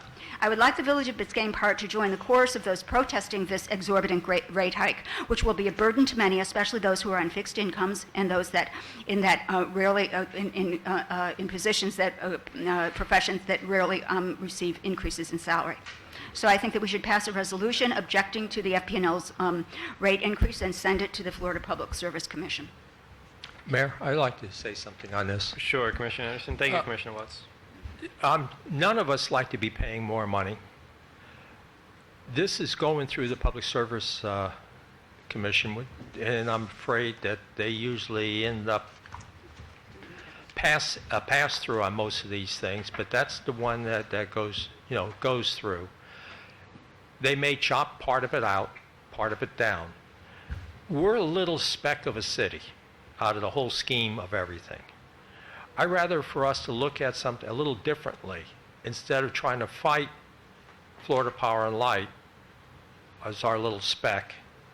Why not? We should be asking Florida Power and Light, what are you going to do for us that we're not going to fight you on this? Like maybe trim the trees a little bit better around the lights, maybe doing better lighting for us. I'd rather go for that approach and see what we can get before we start trying to attack this little mosquito trying to attack the big elephant. Let's try the other way around first and see what they can do for us. Okay, thank you, Commissioner Anderson. Any comments? Commissioner Jonas, Vice Mayor Ross. I agree with Commissioner Anderson. Commissioner Jonas? No comments? Okay. Next item, 12D. Commissioner Mayor? Watts? Yes.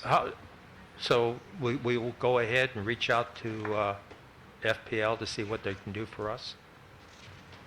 You want to affirmatively reach out and ask them for certain things so that in exchange for not objecting to the? Yeah. Let's see. Let's dangle the bait and see if we can get anything. No. Yeah. Yes. I'm just thinking that, David and Goliath, if Biscayne Park protests, if City of South Miami protests, more protests go in, that the FPC, which actually in the last set of meetings, in the article I print that's in my car from the Miami Herald, actually spoke against this excessive rate increase. So they were disturbed by it. The man I spoke with in Tallahassee actually indicated that they thought that the rate increase the request by FPNL was outrageous. So this may be one time where the people win. But I just thought David and Goliath, because I teach David and Goliath all the time. Althea, what?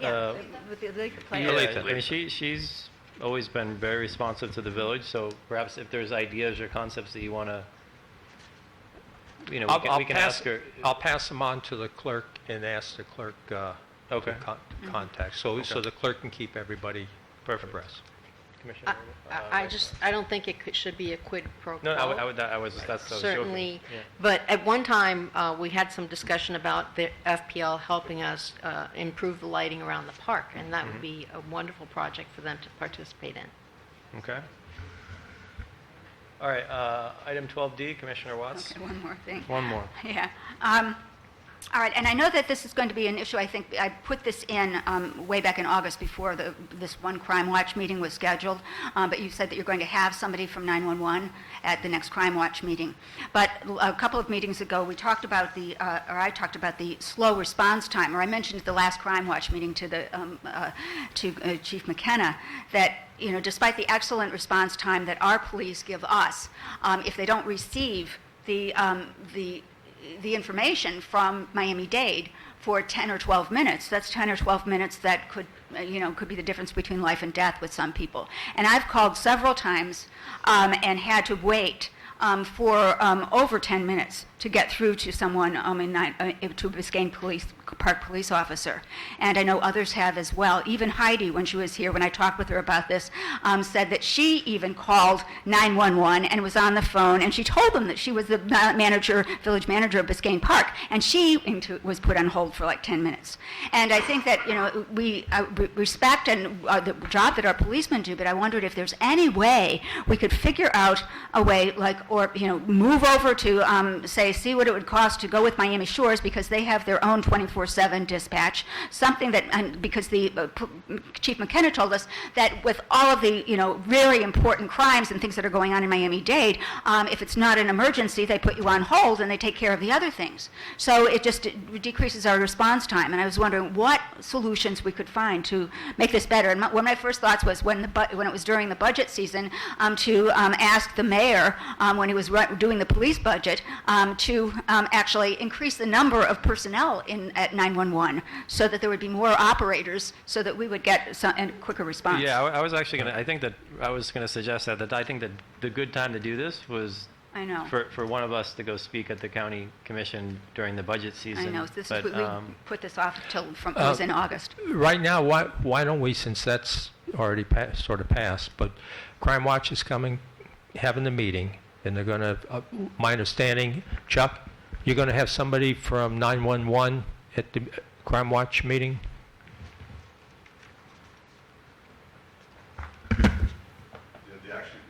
chief is the one that arranged for somebody to come in and speak. And on September 22nd, we're going to have someone. Right. Chief, you want to come up and say anything or no? No, I Okay. just, But you're going to give a presentation? But somebody...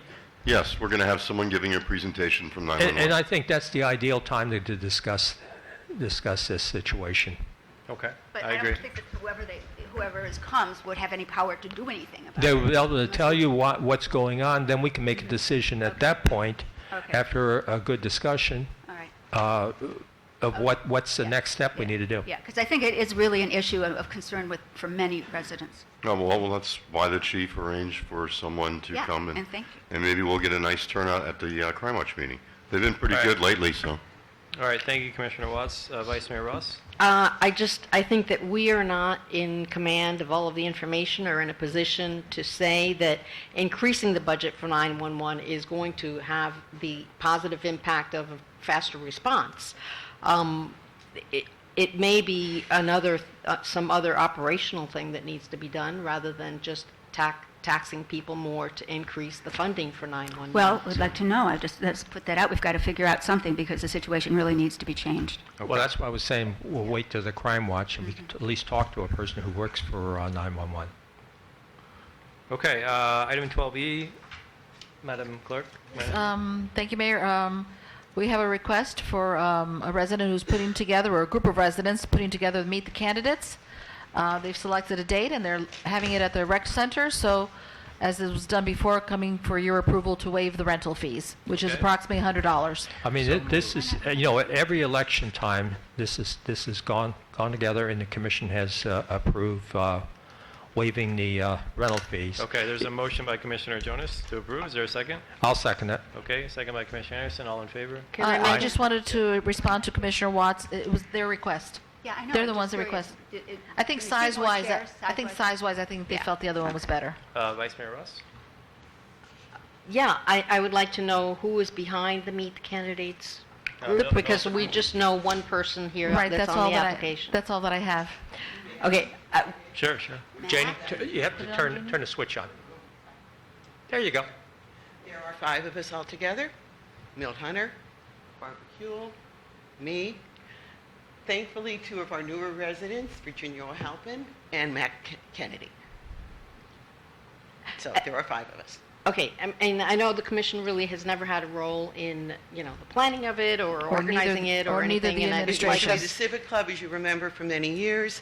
Then at the demise of the Civic Club, it became groups of residents throughout the years. So I'd like it to remain without commission or administrative involvement other than the setting up of the chairs There was or never an whatever else intent, it needs other to than the be. 5 of us. I mean, that's, I am concerned, though, and this is for your own, for your group's sense of unbiased, that people who are involved in organizing that forum try to give themselves off to be unbiased. I think out of respect for every resident of this community, 5 people are coming together to provide a service. We know enough, and we're big enough, and we're mature enough to be able to voice opinions at appropriate times and do the right thing at appropriate times. Nobody gains anything by in any way skewering this process. and it's always been a group of residents that have done it, even back at the Civic Club time. It was still a group of residents that put a package together that was fair and unbiased. So I don't see why there would be any different than it is, back then. And after the Civic Club, it was unbiased. I don't see even that question. I don't see it's a valid question. It's very commendable, but nowadays there are a lot more social media outlets, and there's a lot of faster information getting out to people, and sometimes people hit that send button without thinking about it. So And I would my certainly comment. hope that as our elected officials, you would please show more faith in the residents of this community. Hi, Jenny, I just wanted to thank you all at Milt and everyone who's doing this. And I just had a question, okay, because I remember, back then doing this. And I wondered what was behind your decision. I know before you all get together and decide on the questions to ask. Oh, do you want the process? No, I know. I think that if what Linda Dillon told me before is that you all submit questions and then you No, that's edit what I was each going to other's. say. If I may, I'd like to outline the process. The plan is 3-minute opening statement for each candidate. The plan is also for the 5 members to formulate some of the questions. Also to give residents to Yeah, I attend remember the that. opportunity to put questions forward that night, put them in a box would be, I think, the best way to go, with the moderator, who will not be a committee member, being able to pick some at random. So you now have a wide range of people involved in the questioning. Okay, good. Then just one other question. I'm curious, because I remember all of the candidates were in the room together, so they heard each person's answer. Oh, yeah. Yeah. Did you ever think of just having one person there and then doing no, the no. other? What you want to do, though, Barbara, to make Okay. it fair, is that the order changes at each round. So you'd always have the first person being the first one to have to speak and the last one being the last. Yeah, more You time to switch think. it, but no, this is not a private grilling. This is sharing of ideas. We're a community. Okay, then just one other question, just for the sake of the candidates. Did you ever think of like giving like this is like sort of my testing thing, how I test, giving them like 20 questions and saying these are some of the questions will be from this list, so that No, they might what give you'd some want thought to to do it? is fairness to everybody. You guys have to think on your feet all the time. Yeah. You don't always have everything in advance. It's always been a tradition. These questions are asked. Nobody's out to skewer anybody. There are residents, there are friends. But it's also giving people a chance to sort of think on their feet, to be spontaneous versus programmed.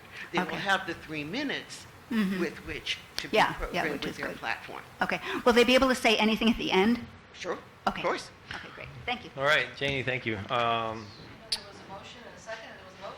Yes? Yeah. All in favor? Aye. Okay. Replacement for items on next agenda. Yeah. I'd like to just get an update, 2 things. An update from staff on Waste Pro. I don't know if you want to invite them. Well, Yes, as a matter of fact, those reports that had requested, they have been provided to me.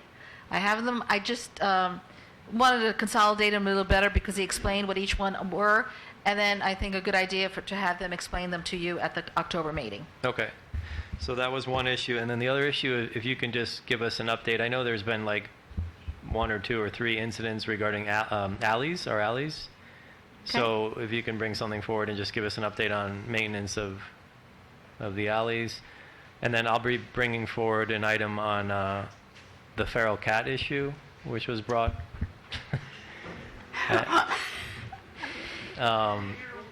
So we can have a discussion upon that. So that's it. Okay. Okay. Anybody else? Yeah. Oh, yeah, I've got a couple. Before I leave. I've Remember, got- you already have two. Okay, I know.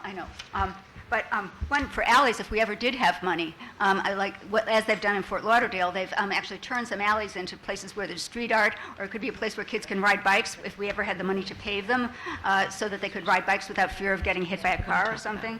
I think there are other uses for our alleys.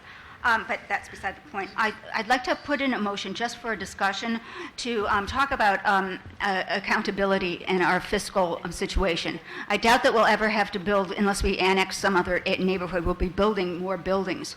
And I think that our overage was a consequence of the two big projects that we weren't really experienced in dealing with. But I wonder whether or not, with the program for cashing checks, or having just one commissioner or the mayor cash a check, if things we didn't keep up on knowing how many expenses we were having for the building in the log cabin. So I was wondering if we might explore another checks and balances or something to put a hold on this so this situation doesn't happen again. Then also, it turns out Maria told me that the part in the contract with Waste Pro about recycling, it turns out that we have to have a contract with the recycling company, and then we receive half of the monies from the recycling. So I would like to maybe charge if it's okay with you all, to the next village manager, because Maria doesn't have time for this, but to start to make some negotiations to see what we can get with a company to do that, to get the Is money this back. going to be a discussion item for next month, Yes. or are we Okay. deciding Oh, that I'm now? sorry. I'm sorry. Okay, and then... Commissioner Watts, when Waste Pro comes here to present, I'll have them expand on that, and maybe from what he says, you all can give direction Okay. to move forward on that. Okay, all right, Commissioner Watts, thank you. Commissioner Anderson, anything? Nothing, okay. I don't want to have the meetings going on forever. Good.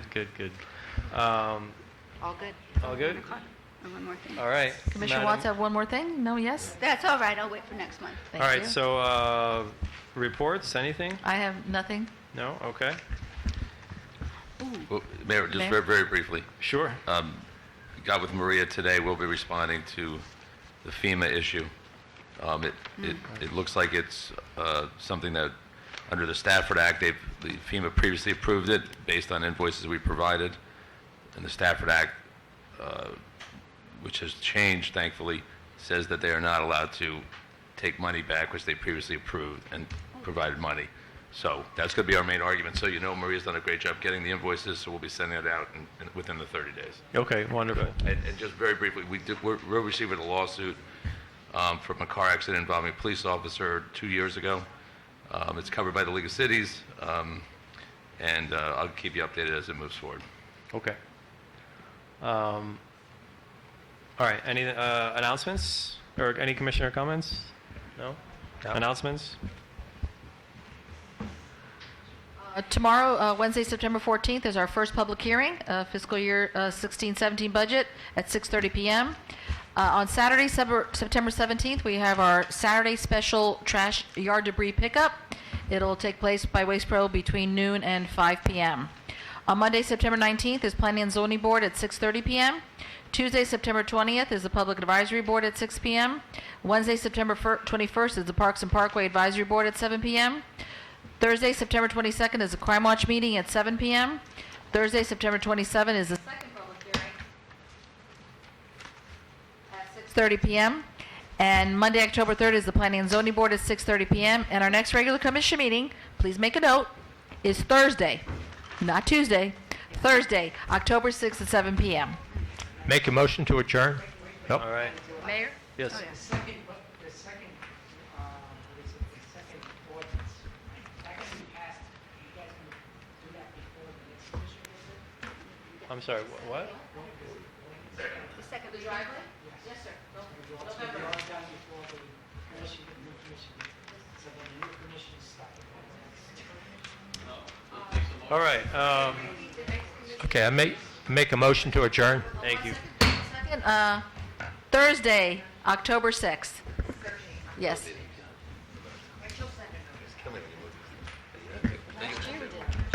No, you did the right thing. I need my...